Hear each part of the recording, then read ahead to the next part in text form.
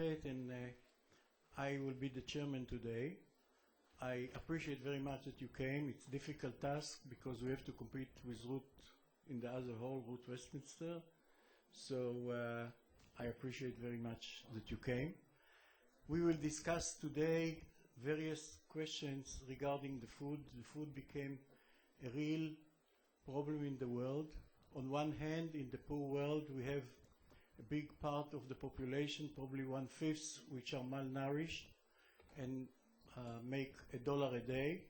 On the other hand, in the Western world, we have excess of food, and people are looking for food which will bring us also advantages, and we develop the functional food. In the future, we hope that functional food will give us immunization, for example, against diseases. The acreage for agriculture doesn't grow.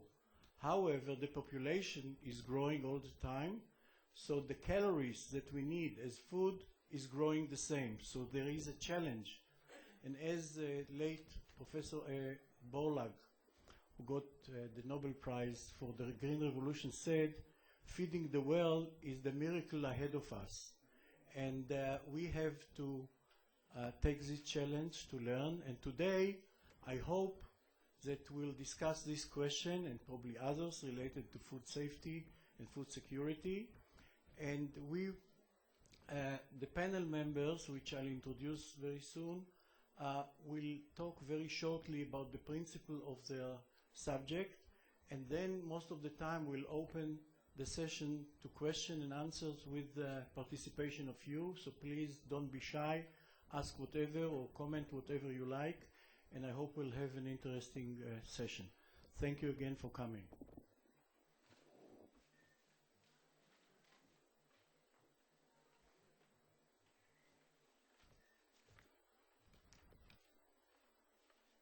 Our first speaker is Mr. Daily Belgassi from Tunisia, from the World Food Program Regional Director for the Middle East, Central Asia and Eastern Europe in Cairo.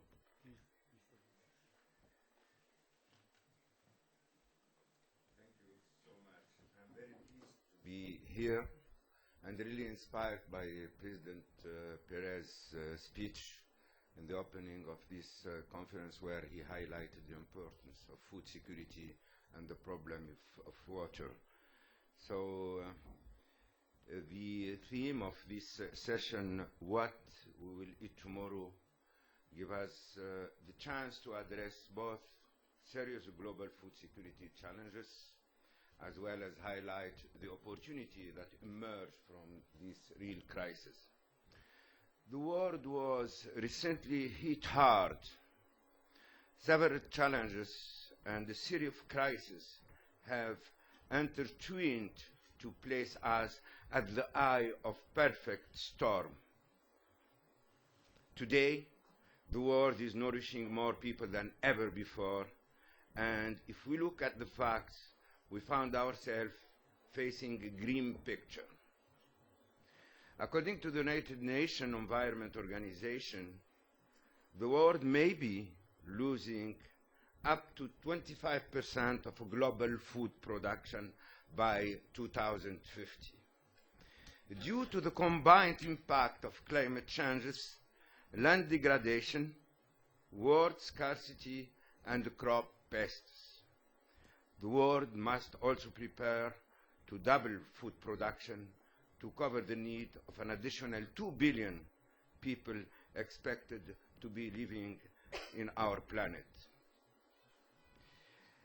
Since we are going to spend 1 hour and a half, over 100 people will die, child will die, and we noted that a child dies every 5 seconds from malnutrition. While the number of hungry poor has reached over 1 billion, the number of people at risk from climate and weather-related disaster has increased to 2.6 billion. Still, we pride ourselves with some significant improvement. Between 1969 and 2004, we cut the proportion of hunger by half. Most recently, nations such as China, Brazil, and many others have won several battles against hunger. In fact, less than 20 years ago, China was one of the biggest WFP programs. Today, we provide no food to China, and we have a fundraising office in China. On the other hand, these economic booms have significantly raised the demand in developing countries that have benefited from a high economic growth rate in the past. A number of countries in Asia have almost doubled animal protein consumption since 1990. As a consequence, some of the largest exporters of maize in the world have turned, unfortunately, to be importers. In the MENA region, Middle East, North Africa, that I cover, dietary and habit changes are also leading to additional pressure on the supply channel. For example, dietary patterns have changed in North Africa as wheat flour has gained popularity on their traditional staple food, barley. My mother, when I was born, we used to eat couscous based on barley. We did not know, the white baguette, French baguette. Today, barley disappeared, and it's really eaten by animals. And we cannot find it any longer in the market because of these changes in our habit. So that creates further dependency on imports. Same goes for cultural habits. Mothers are increasingly relying on commercial products to feed their infant instead of breastfeeding.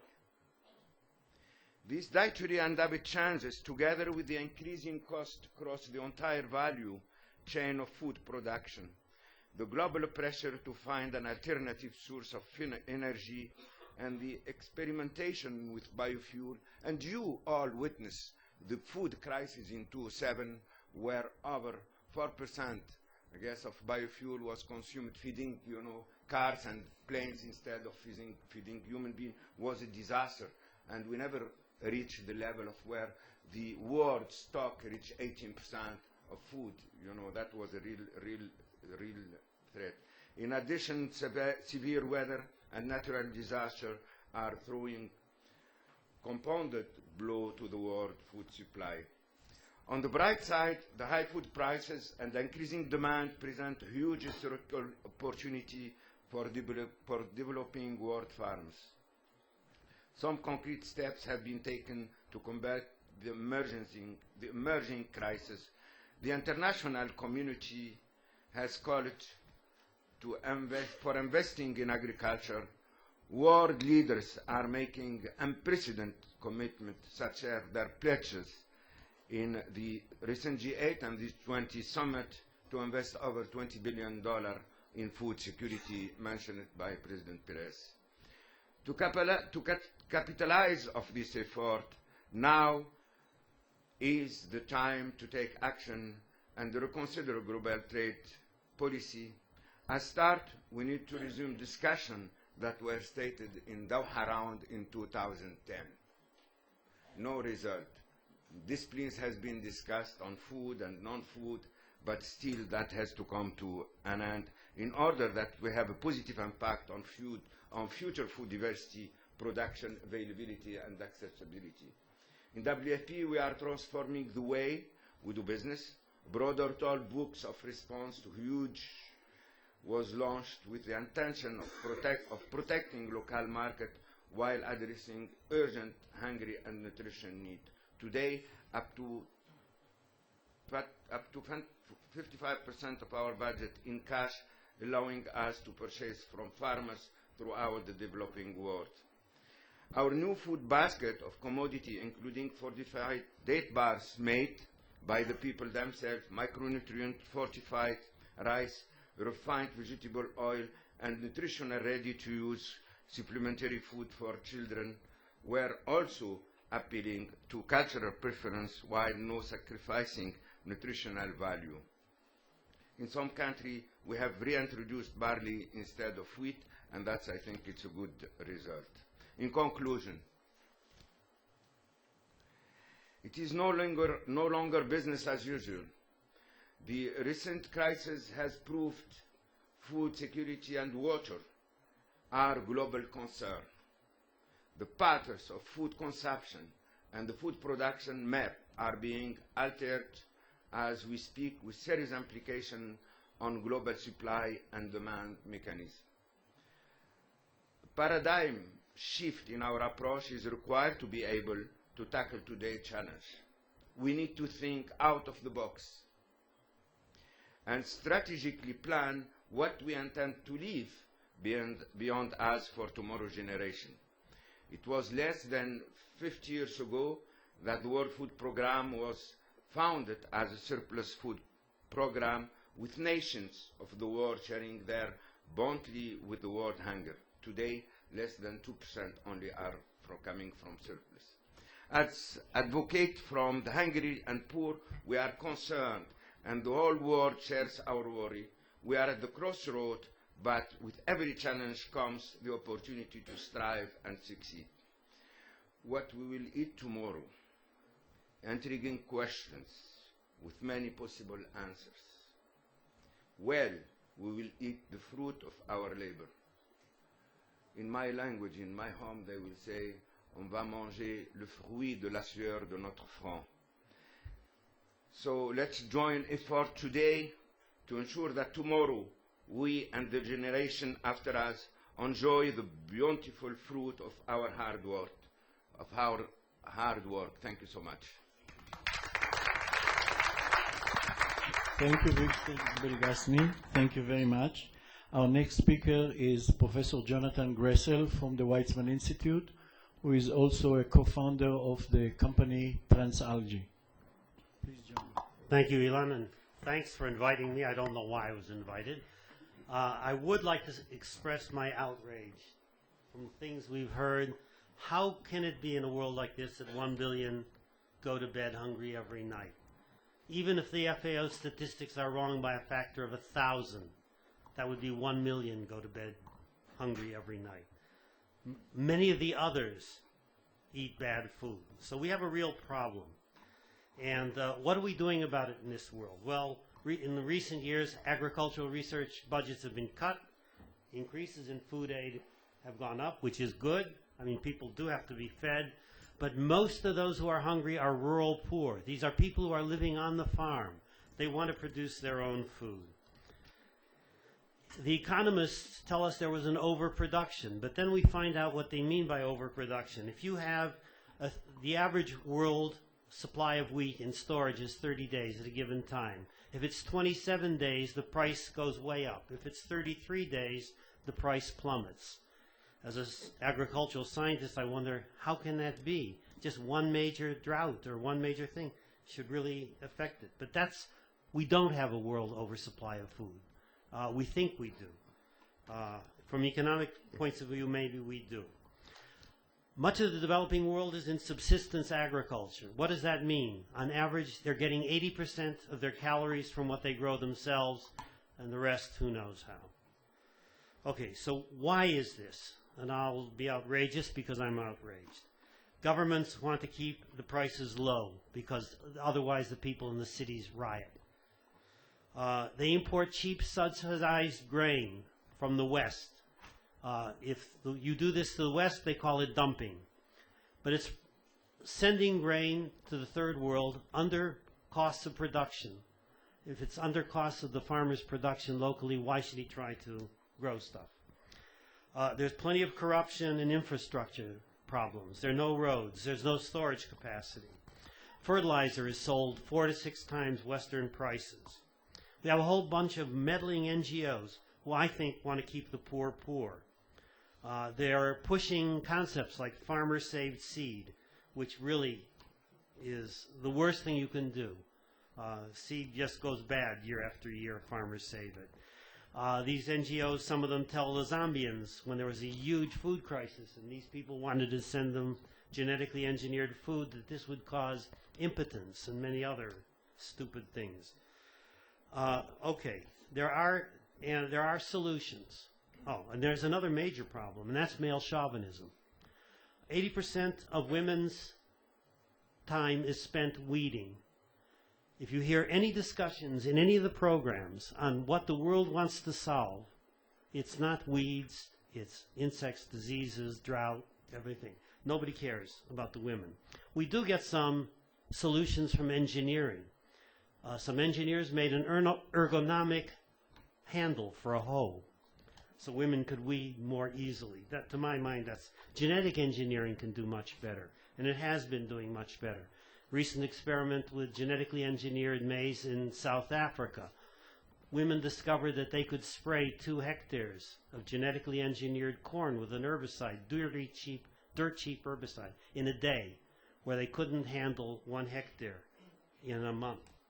So there are huge differences of things happening there. Genetic engineering has the ability to put technologies in the seed or on the seed so that the farmers have far less inputs. I myself have worked on something called striga, witchweed, in Africa. And we developed a technology that got rid of this parasitic weed by putting an herbicide on a modified corn plant.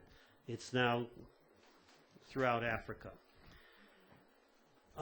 We need twice as much food by 2050. We heard this. We need new paradigms. We heard this.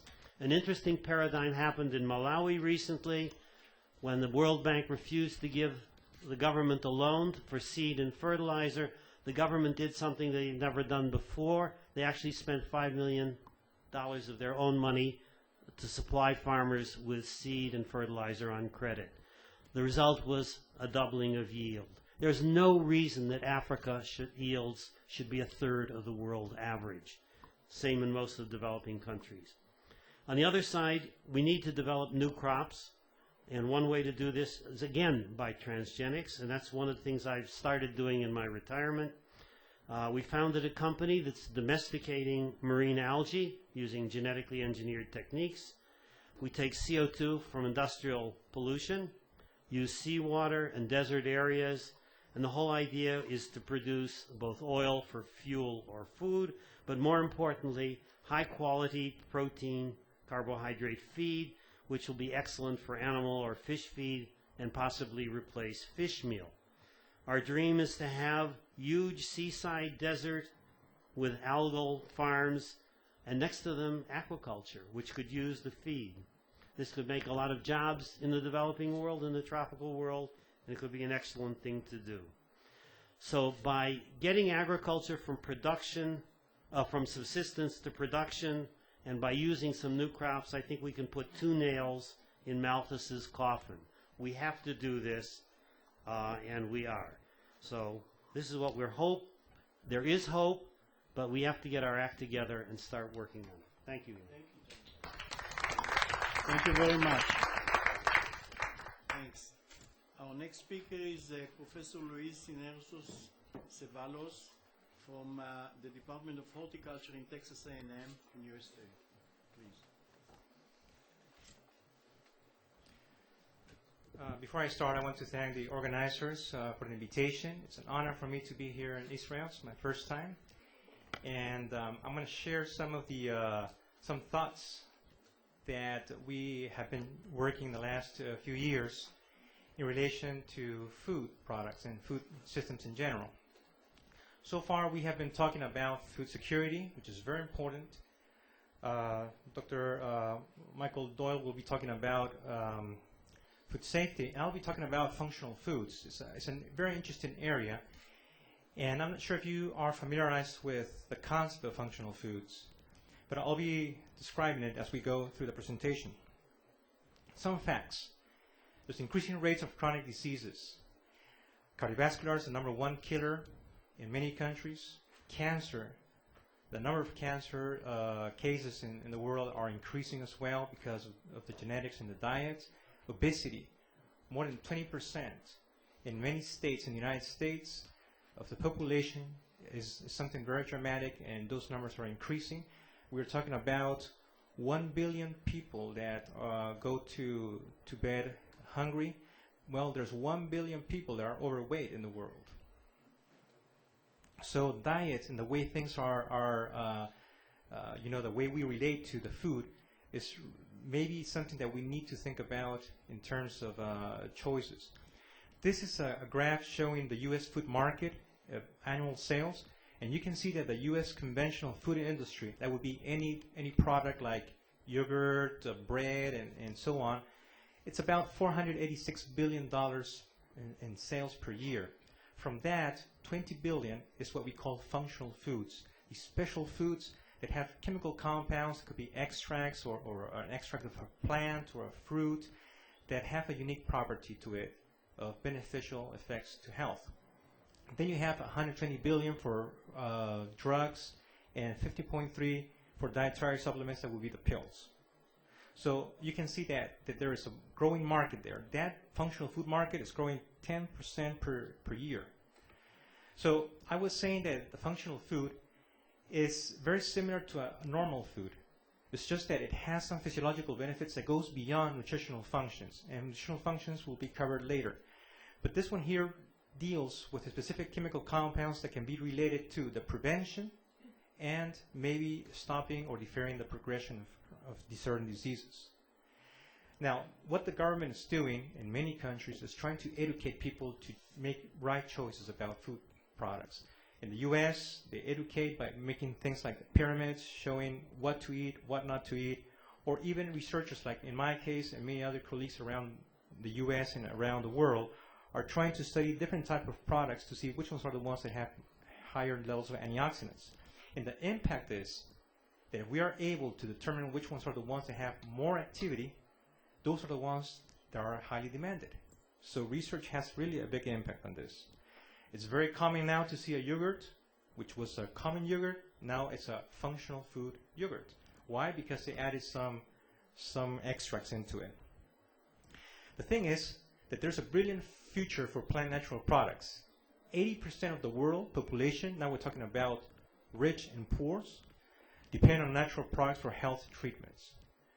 250,000 superior plant species. From those, only 5 to 15% have been investigated. So diversity, the amount of species out there, we have not investigated. More than 160,000 bioactive natural compounds have been discovered so far, and there's 10,000 added each year.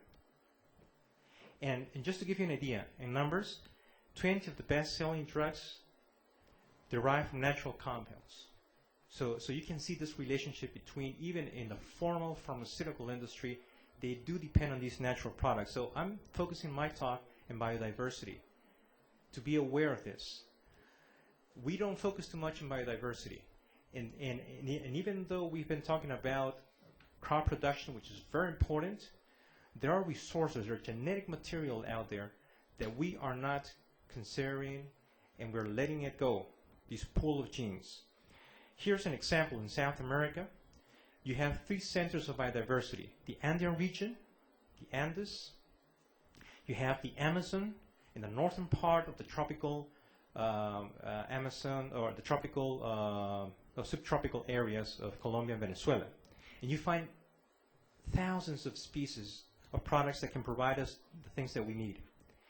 Just to give a little go back in history, potatoes, sweet potatoes, tomatoes, peanuts, maize, papers, all of them come from the Andean region. And we don't know. How many varieties of potatoes do you think exist in Peru? 4,000 varieties of potatoes. 4,000 varieties of potatoes. You come here to Israel, some other country, 6, 10 at most, commercial. But 4,000 varieties of potatoes with different chemical compounds that are there for us to discover and use in cosmetics, health-related, dietary supplements, for chronic diseases, and so on. So crop diversity, that's what we need to focus on. Just to give you an example about Peru, because I'm originally from Peru, and even though I studied in California and now I'm working in Texas, I had the opportunity to see both worlds, so I think I know a little bit about both sides. And just going back to Peru, 17,000 plant species representing 7% of the world's diversity. And basically nothing has been explored. So a strategy for trying to conserve and exploit these biodiversity has to be done from the point of view of a sustainable use of these centers. I mean, they're there, but if you look at the markets that I was just explaining at the beginning, they are eager to access to these materials. And knowing that many of these biodiversity areas belong to the poor parts of the world, this is the ironic side. The poor do have gold in their hands, and they don't know it. And it's their opportunity to really progress in life and overcome some of the problems that we talked about. Because it would be a win-win relationship where all these markets in the first world will take advantage of, and if these products are used in a rational way, protecting them, they will also win. So this thing about potatoes and sweet potatoes and conquering the world, as it happened before, it can happen again in this new opportunities. So you will see things like mashwa, which has anti-carcinogenic properties. We already studied that. Like yacon, which is full of fructooligosaccharides, which are not absorbed by the body. They're sweet. So for people that suffer diabetes, it would be perfect. Oca, maca, all these are tubers and roots that have been there for centuries. Red sweet potato, a source of pigments. And purple maize. So I'll end up here so we can continue with our presentations. Thank you.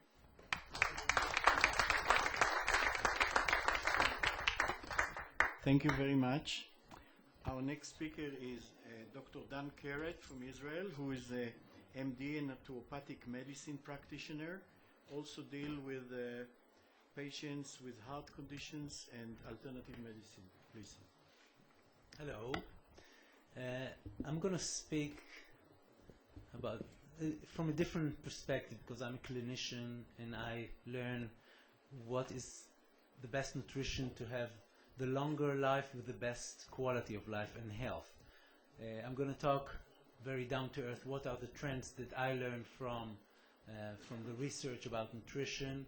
So each and one of you will want to eat, so you'll have a long life in the best health that you can. We have societies around the world where we can learn from. These societies have the longest longevity with the best health. So this is one of the things I try to learn all the time, and this is the information I'm going to share with you in this short presentation. But if you're tired of words, you can just look at my tie and see what is the food for the future. Okay, when we talk about nutrition, the first question is, how are we going to eat in terms of how much of our plate is going to be from the animal kingdom and how much is going to be from the vegetable kingdom? This is the first question.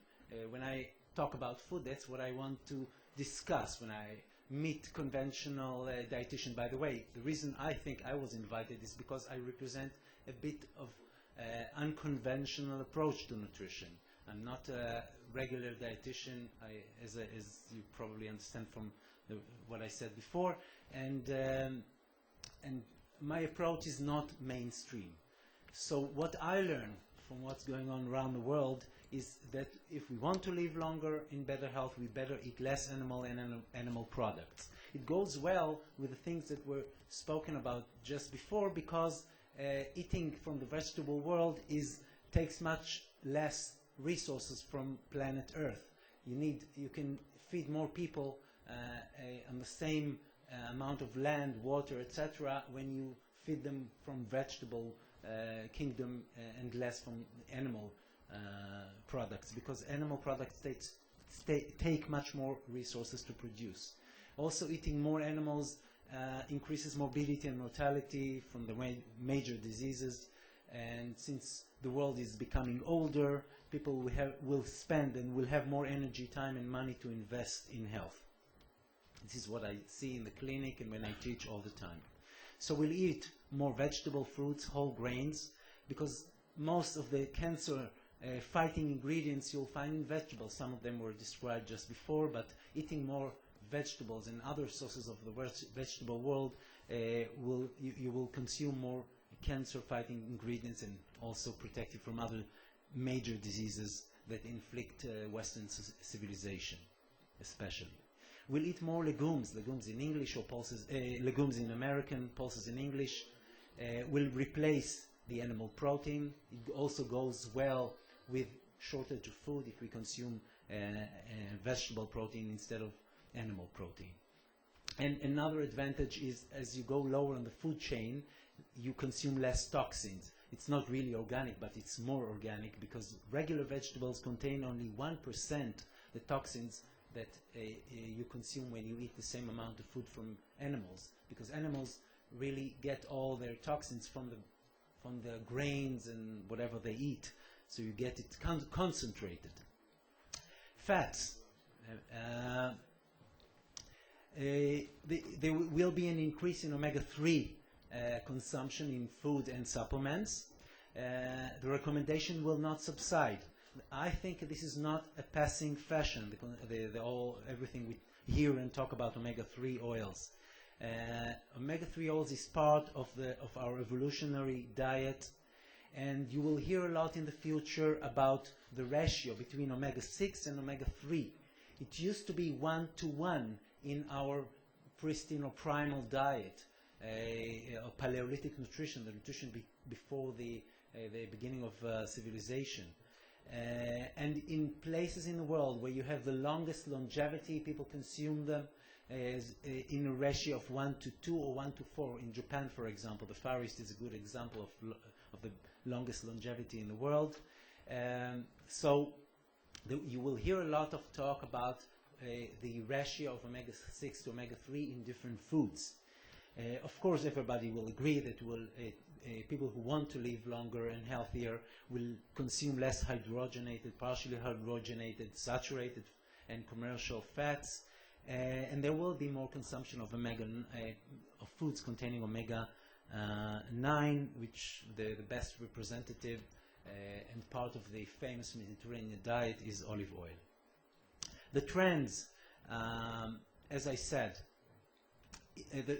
the people who will be able to afford it will eat animals and their products who are eating more grass, which has omega-3, and less grains, which contain the omega-6, less favorable fats and oils. I think this is something we're going to hear about more in the future. Again, in cultures that can afford it. Protein, as I said, more from vegetable sources like legumes and less from animals and their products.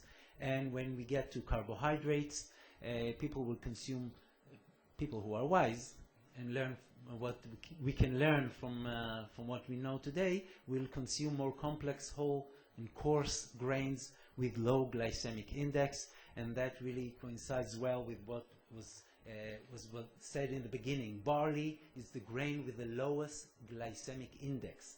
So I think people who will learn to consume barley and other grains with low glycemic index will be less fat, will see less diabetes, and also it has a correlation with cancer, because as we eat foods with high glycemic index like baguettes, from wheat flour, we produce more insulin, and like insulin-like growth factor number 1 and other materials which cause more cancer.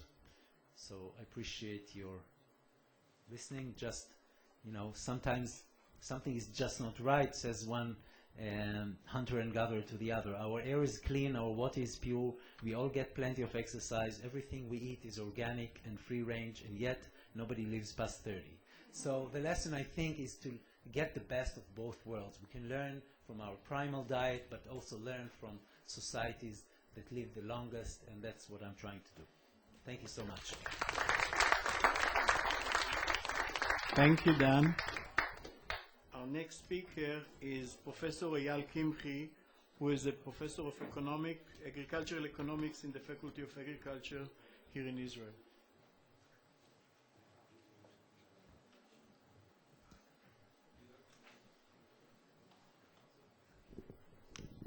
Thank you. Being the next to last speaker, you face the risk that some of the things you wanted to say have already been said.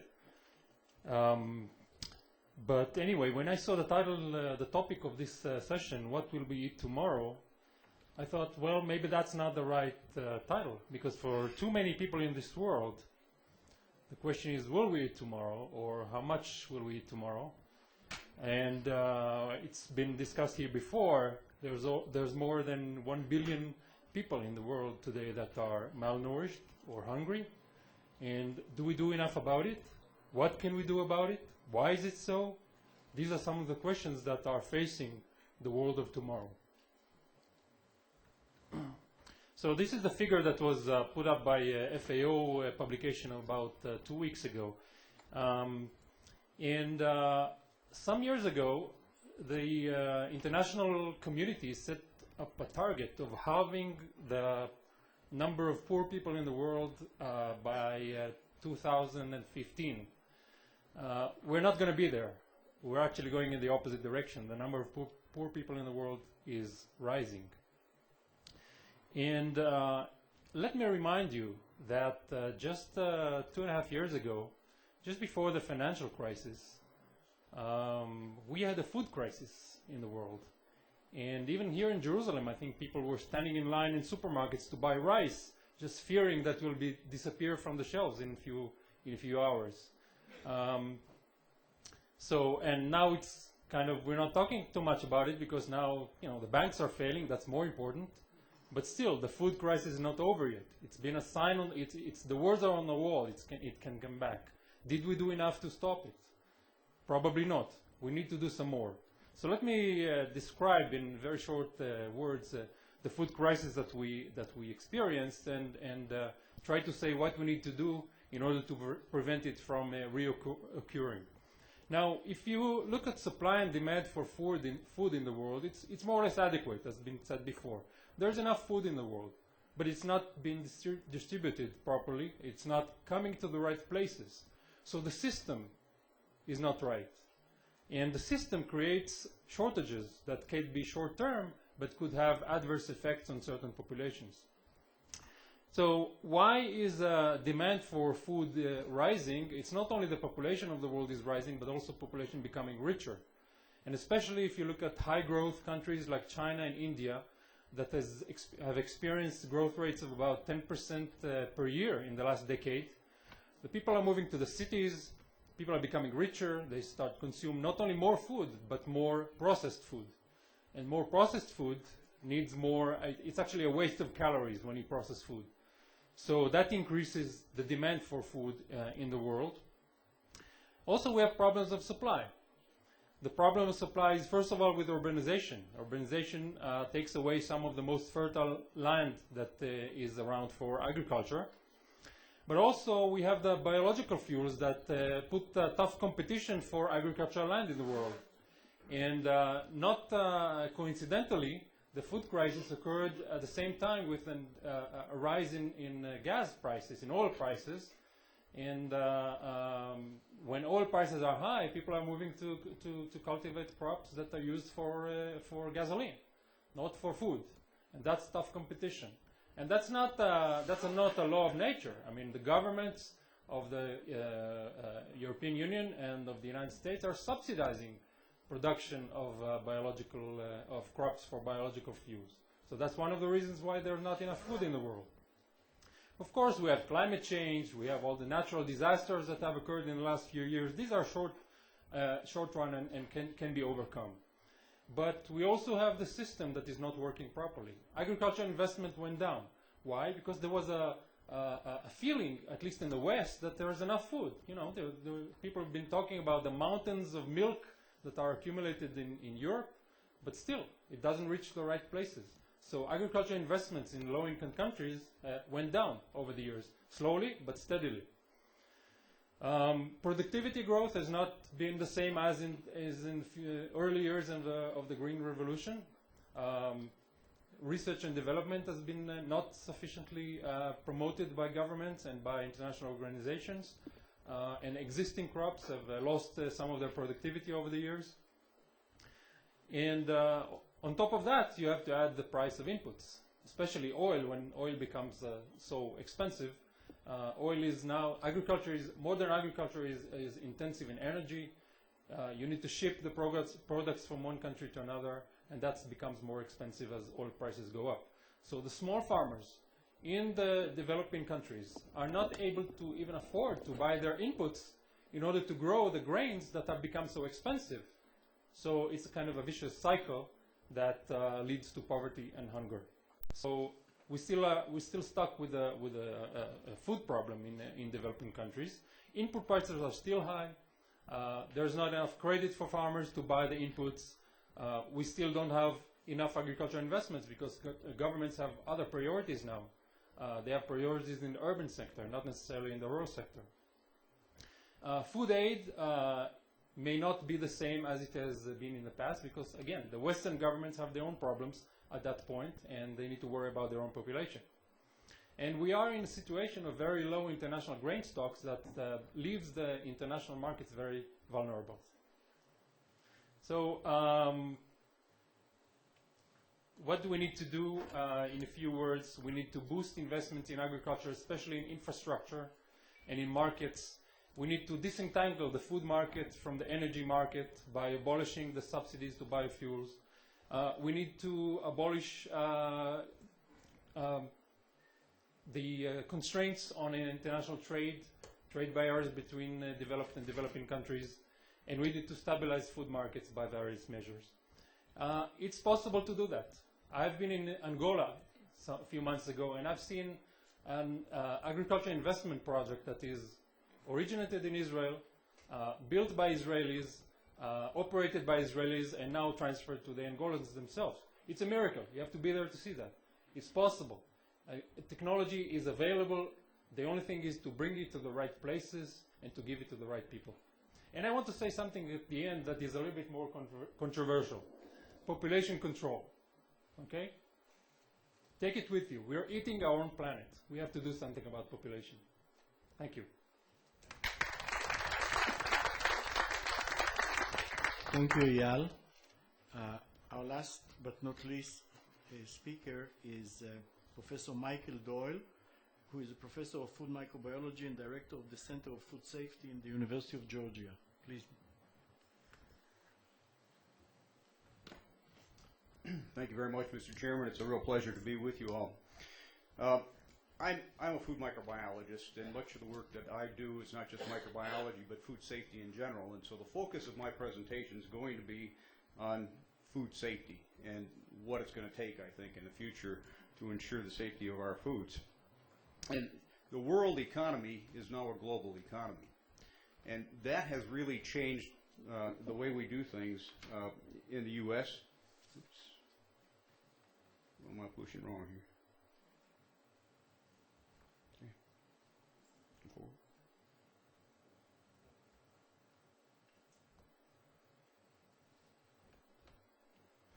In the U.S., in the year 2004, we began to import more food than we exported. And the U.S. used to be primarily a food export country. And it's continuing to grow. Can you... Space. Okay. Here's an example of some of the trends that we're seeing in the U.S. This is for food that is under the purview of FDA, which our Food and Drug Administration has oversight of about 80% of our food supply. And you can see that between the year 2000 and 2007, there's been like a threefold increase in the amount of food that we're bringing into the country. But there can be some real gaps in our food safety net. And that's what we're beginning to see. About more than 15% of the food that's consumed in the U.S. comes from other countries, and much of this comes from developing countries. And there we have some real concerns, because not all countries produce food equally in terms of sanitary practices and good hygienic practices. Also, we know that in some countries they have certain types of disease problems that are indigenous to these countries, and the causative agents sometimes get into the food and get transferred to countries like the U.S., and we've had experiences like that. I want to give to you a few examples specific to certain types of commodities. Produce, we in the U.S. continue to bring in more and more produce, largely from Mexico, even China. More than 50% of the garlic consumed in the U.S. now comes from China. More than 60% of apple juice comes from China. China's the largest exporter of apple juice in the world. But in China and major parts of Southeast Asia, they use a century-old practice of using raw manure, raw human sewage and human waste, as well as raw manure, to fertilize soil. And without going through composting and other things like that, these harmful microbes that may be in the feces can be transferred to the produce. Also, we know that irrigation water can be a problem. In Mexico City, for example, more than 25 million people, 90% of the human waste that's generated in that city of more than 25 million people just goes directly into the rivers. And the rivers ultimately are used for irrigation purposes. Also, we know that in many countries there are problems with endemic diseases or carriage of harmful microbes that don't cause apparent diseases. Asymptomatic carriage, like norovirus and hepatitis A, has been a problem in Mexico. And the children will go out. It's culturally common for the children to go out to the fields with the parents and be there when they pick the green onions or whatever else they're harvesting in the fields. And we've had outbreaks of hepatitis A in the U.S. associated with green onions, and we think it's because the children go to the field, they defecate on the product, and ultimately it ends up in our food. Aquaculture is another issue. Aquaculture, it continues to grow, especially in Southeast Asia. And there again, raw sewage as well as untreated livestock waste is used directly in ponds to feed these shrimp, the tilapia, and other fish species. And about 50% of the world's aquaculture, as I understand it, is now, I should say, fish and seafood supply is now aquaculture. And about 2/3 of that 50%, they use raw manure or raw sewage to feed the livestock. Just to give you an example, in Thailand, it's common among some small stakeholders to grow chickens and shrimp together. And they have chicken coops, about 20,000 chickens that are over the pond, and it's the feces from the chickens that feed the shrimp or the tilapia that are below. Here's an example. You can see these beautiful Rhode Island red chickens that are growing over the pond, and below that are shrimp or tilapia. We also have other issues with some countries. In particular, China's had some major issues with chemicals like melamine that was purposely added for economic reasons. I'll give you a few quotes from some of the leaders in China. This was reported by Bloomberg in June 2008, where the chief veterinarian of the China Ministry of Agriculture at one of their conferences said, some farmers still use banned growth-enhancing drugs, food coloring, and other chemicals which continue to harm consumers, while feed additives with high concentrations of metal pollute water in crops. There's a rapid expansion, intense competition, and cases of inadequate quality control have increased the risk to food safety. Another quote from the Vice Minister of Health in China is that dairy products, flour, meat, and other foods remain dangerously tainted with illegal additives. Some food, liquor makers continue to use banned additives, and high-tech lawmakers have challenged the oversight and administrative capacity of law enforcement agencies. He went on to say, some food businesses still lack a grasp of harmfulness and severity of illegal additives. Their commitment to correcting this is not high. Here's an example of some of the spices that have been recalled. Just a few concluding comments. We're exporting now, or food exports, especially from developing countries, continue to grow. It's primarily in the U.S. produce, fresh and frozen seafood. About 80% of our seafood is now imported, and spices and nuts, but it's also other commodities as well. Food in these countries is often produced under conditions that are less than hygienic. and there's therefore likely to be increases in foodborne illness. There's two areas that are really important for us in food safety to continue to research, and one is to develop practical, real-time assays for detecting pathogens, toxins, and other chemicals that might be found in foods. And secondly, to develop practical, effective interventions that can be used on the farm and through food processing. Thank you. Thank you. I want to thank the speakers who really did it in a very condensed way and shortened the speech, so we can open the floor for some discussion. And if anybody of you has some comments or questions, feel free to ask. Yes, please. So, first of all, in the interest of full disclosure, I've been reading Michael.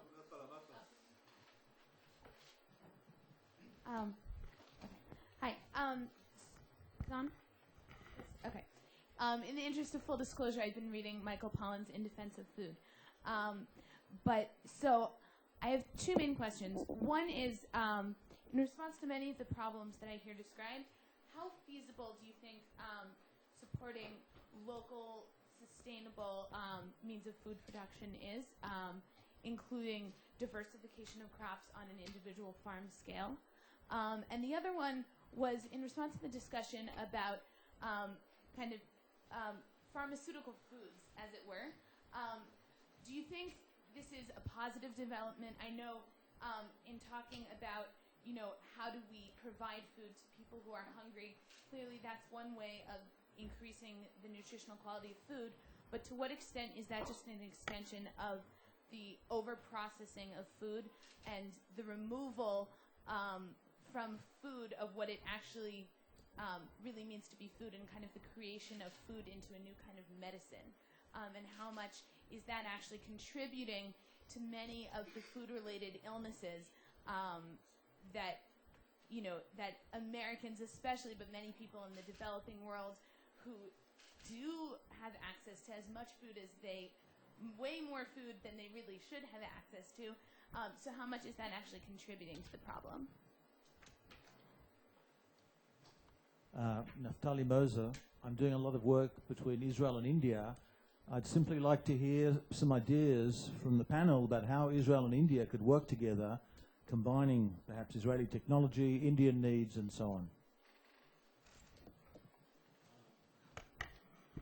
I'll be happy to answer you, and maybe Johnny later. Look, Israel and India can be very complementary. For example, now an Israeli businessman begin a very big operation of milking cows in India, which is lacking.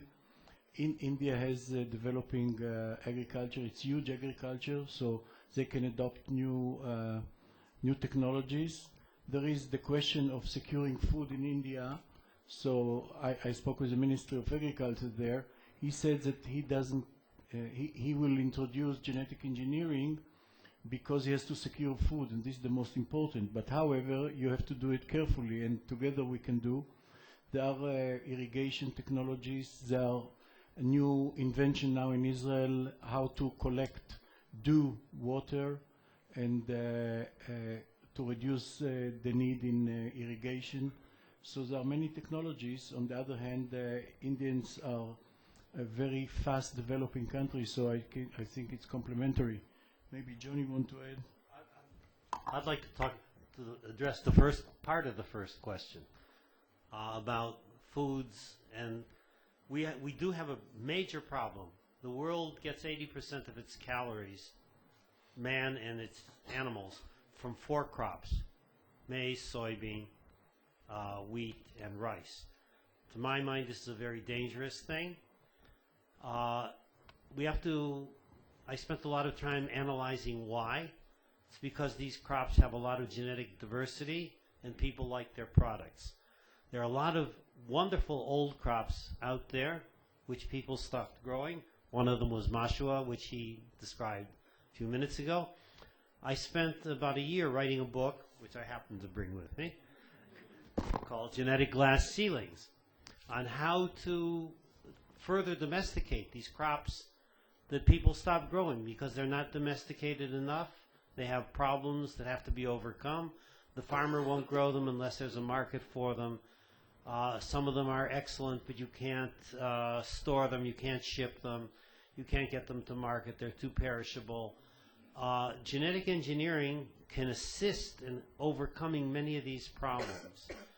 So basically the gist of the book is we have to find the genes from wherever we can find them and assist getting many of these old crops back in, whether it's niche markets or as major markets, depending on how the markets work.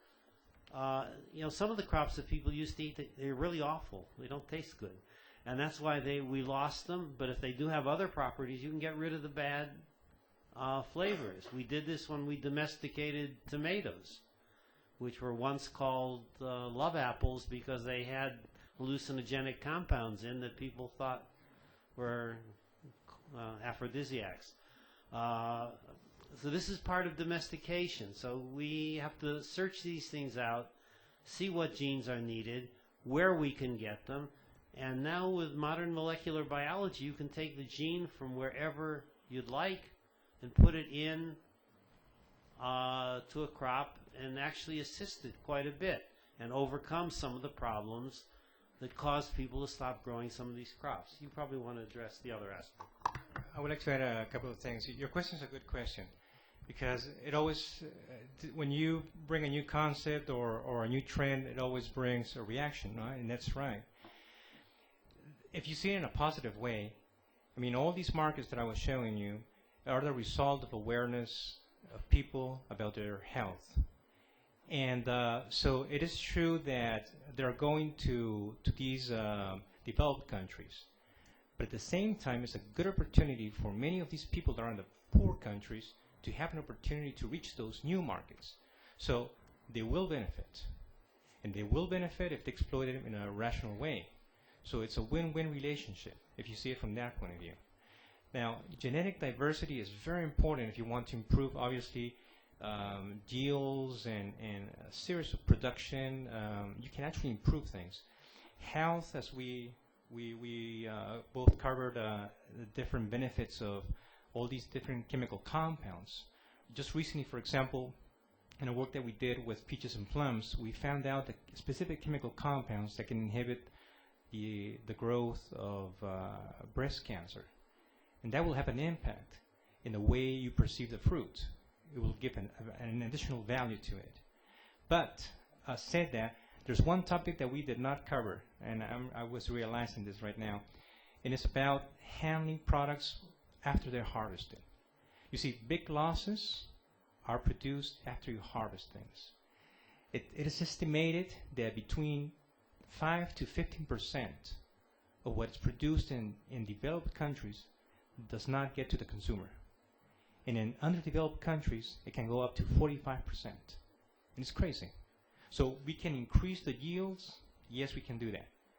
But if we don't do our job in handling things, and I'm talking about perishable products, going from the moment that's harvested all the way to the consumer, and we don't do those things. I mean, it's amazing how much money is put into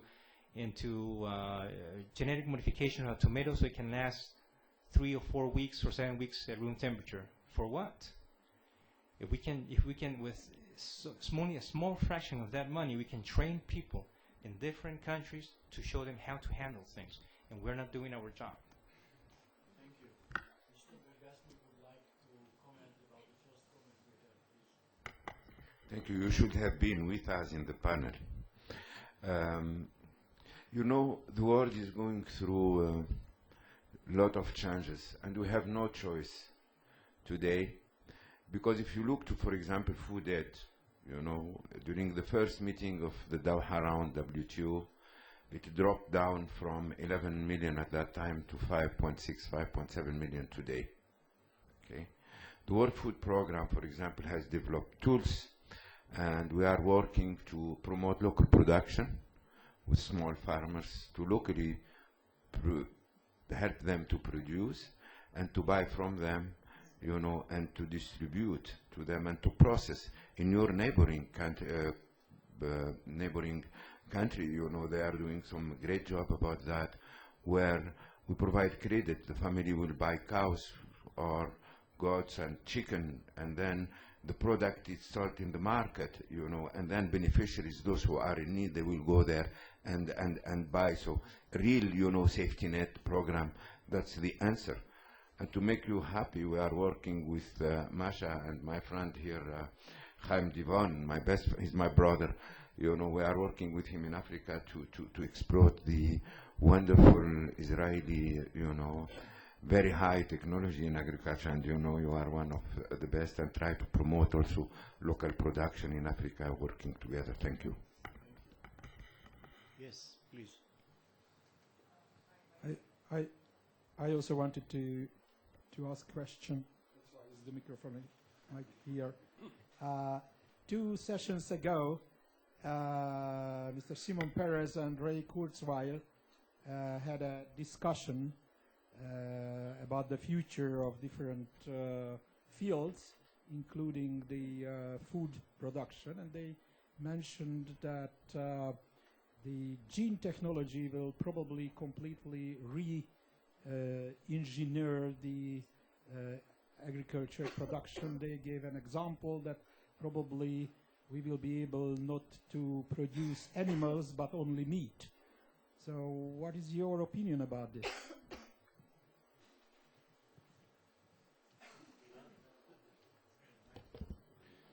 Well, some of these things sound good when you say it fast, but in reality, I don't think it's really feasible. I can't see producing meat in a test tube and still having the same quality and characteristics of the meats that we're accustomed to. But if we're willing to adopt the different sensory characteristics and all, then perhaps that can be done.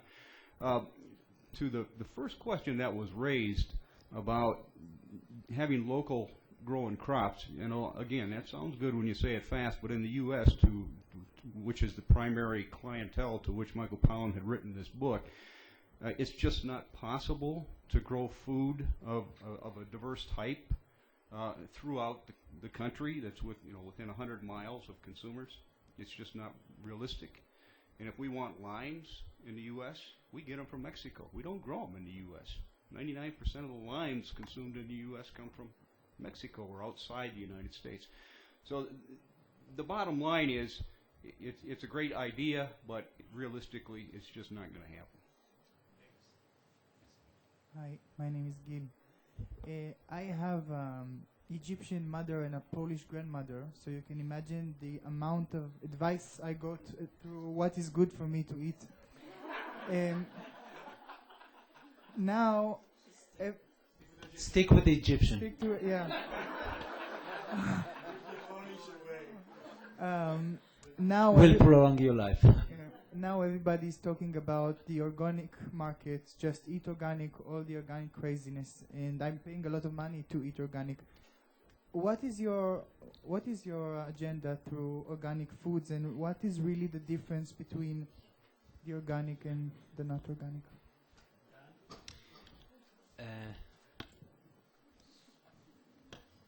I spoke a little bit during the short presentation. I'm trying to do kind of evidence-based recommendations on nutrition and other health issues. And unfortunately, although I am from the unconventional part of the panel, I don't meet a lot of research that supports organic food. I see a lot of people recovering from major diseases using regular food. The best recommendation that I can give you is what I said during the lecture. If you increase the consumption of foods from the vegetable kingdom and less from the animal kingdom, you consume much less toxins, significantly less. If most of your food comes from vegetables, legumes, grains, and fruits, you're on the right track. Full bogle is a good start. Just to remind you that organic food has a much lower yield than regular food. I mean, in terms of crops. So when you shoot for organic food, you have lower quantities of food, and then it's the other side of the coin. Some of the population in this world having great foods, and others are starving. Just two quick points. There was a huge study done in the UK, a meta-analysis of all peer-reviewed publications, found that organic foods were not more nutritious than regular foods. They cost more. And the other side of this, based on what you heard about food safety, because of the use of manure and things like that in organic foods, there's a much higher recall rate due to toxins in organic food than there is in non-organic food. I was just going to add that there is no differences. Although there might be one or two studies out there saying that they might have a little bit more antioxidants due to the fact that when you have organic, let's say, cultivation practices, and you have insects and other types of environmental pressure, the secondary metabolism of plants kick in, and they start producing a little bit more compounds as a defense mechanism, but it's not really significant. Yeah, I want to add, I'm specializing in reduction of methods for reduction of pesticides, and I fully agree with what you heard. Nobody proved a better quality except the presence of pesticides. But if you are in a well-organized country who take care of the residues of the pesticides, there is no difference except what we heard about here. Yes, who's the next one? Who has the microphone? Yeah.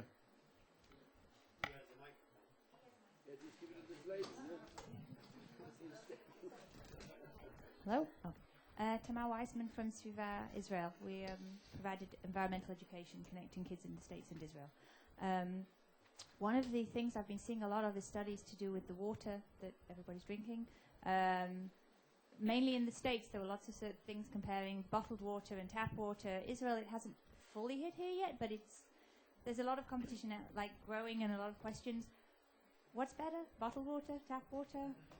I see everyone's got the mineral water on the table, but should we be paying extra in terms of the cost for, environmentally of the bottles and everything to get the bottled water, or should we be sticking to tap water? I learned it a little bit because I'm chairing a foundation who study the effect of environment on human health, and we learn it a little bit.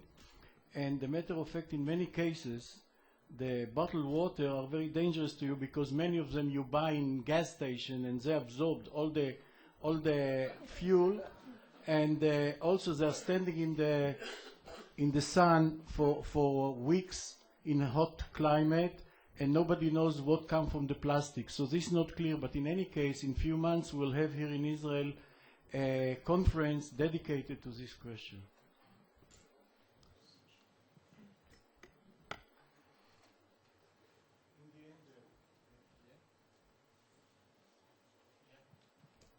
Hi, is this on? Yeah, I'm Jessica. Professor Doyle, I had a question. You addressed the issue of food safety, particularly from China, because of the issue of fecal matter coming into foods. So how are we supposed to protect ourselves against that if, let's say, we're eating in a cafeteria or a public forum where we aren't controlling what we're buying? Unfortunately, that's a position you don't have control over, and it should be incumbent on whoever purchases the supplies for those food service establishments to ensure that they are purchasing food that is considered to be safe. In the home, you have control, and if you properly cook and handle the food, then you can probably you will minimize your risk and mitigate foodborne illness.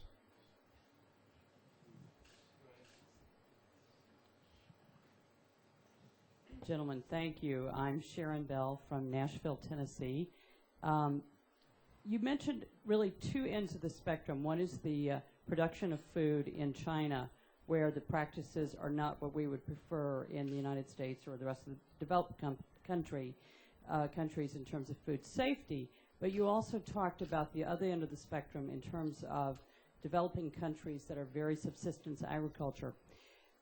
I would like you to link those two pieces and talk about the practices that we could teach in developing countries for increasing their production and also increasing the quality of the food or the food safety? And can we then go back into China, for example, and teach the practices to say, don't put your chickens over the pond, to show why you don't do that? Obviously, in many of those cases, it's a matter of money, because if they can get it done more cheaply, they'll do it. But how can we link those two together, and what public policy practices can we put in place that would then enrich the lives of people in developing countries and ensure food safety for us on the other end? It's a matter of culture in part, and countries that have been doing these practices for centuries have to be re-educated in how to handle it properly. But it's in the U.S., it's the responsibility of the food processor or whoever sells food in the U.S. to ensure the safety of that food. It's not the government's responsibility, it's the provider of the food. And so if companies want to bring in food from China and other places where they're not using equivalent practices to what the expectations are in the U.S., then those companies are responsible. And they are going to have boots on the ground and work with these providers of food. And it's their responsibility. It's our responsibility as a society as well to help these countries raise their standards. I think we're being a little bit egotistic here. We're worried about what we're getting. When these countries do have good quality control on exports, the material that's not allowed for export ends up in the local markets. And so they're poisoning themselves. And I think the issue of mycotoxins and other toxins in food in the developing world is a lead cause of their not having a life expectancy that we have in the West. So I think we should also address the issue, and as you pointed out, they should be taught how to do it so that they don't have these things, and it's even more important for their own markets than it is for our markets.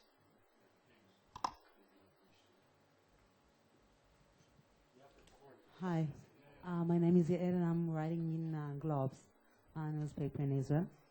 And actually, almost every day I'm writing about all kind of companies, and one that is in the spotlight is Chemical of Israel and Potash and Mosaic and Agrium. All of them are producing all kind of fertilizers.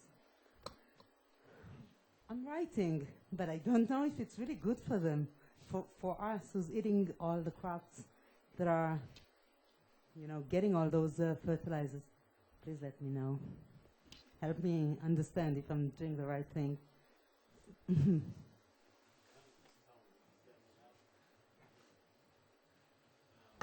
Again, it's a question of quantity and quality. You don't want to eat that, don't eat that. You buy that expensive food, you pay more for that, and you be happy.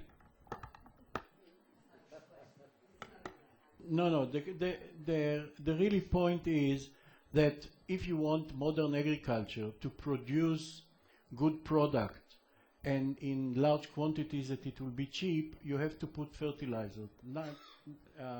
So most of the population will need it, because if not, we will not have enough food. Already now, in many cases, we cannot produce what we need in certain area. So, and from that point, it's a personal point. You may look for cheaper food with fertilizers, or for food, but even organic food, they don't use fertilizer, but they use manure, cow manures, and you heard about cow manures. So you are not sure that you want to use that. So it's equations that you have to decide for yourself. Nobody can tell you what to do and what not to do, because there are different points to the same question. We cannot. Okay, we cannot develop. Something in Brazil, just last quarter, they said, listen, I don't think that it was partnership, it was something to do with phosphates. But they said, we ban it because it's too dangerous, it's toxic. And I want to know if someone is controlling it. It depends in what countries. Look, we cannot develop the whole discussion, but in certain countries it's controlled, and in certain countries it's not. But the matter of fact, the more we learn and the more we study, we know that some chemicals are not so healthy for you as we thought 20 years ago, and some fertilizers are still stable and we can use it. So it's depend on the country and the controlling system in each country. We cannot give a general answer. Sorry. In the corner, the last one, please. Hi, my name is Sarit Weisbert. I'm a doctorate student in economics at Hebrew U. And I wanted to ask more specifically about health problems with food inside developed countries like the U.S. or Israel. Specifically with milk, chicken, meat, are the issues that have been brought up in the past still relevant in terms of using antibiotics? Specifically with children, doctors are still suggesting to buy organic or to be careful what you're feeding in terms of chicken and milk. Do you think that's relevant?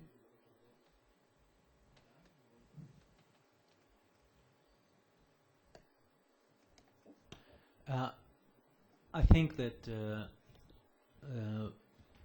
the real answer in the future will be less the organic food or very special foods, but just plain good food. And I think in the future, people who are going to listen to the research and to the trends, the health trends, are going to eat less chicken, milk, and other animal products, will decrease the consumption of those parts in the diet and increase the consumption of other, from the, as I said, from the vegetable world. And this coincides well with the problems of shortage of food all around the world, because it takes less resources to produce vegetable sources of food. It's good for children as well as for adults. There's no difference in that.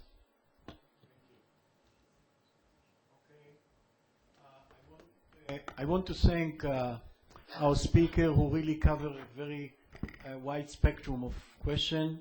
We didn't answer all of the questions, but at least we gave some indication what to think and how to look at things.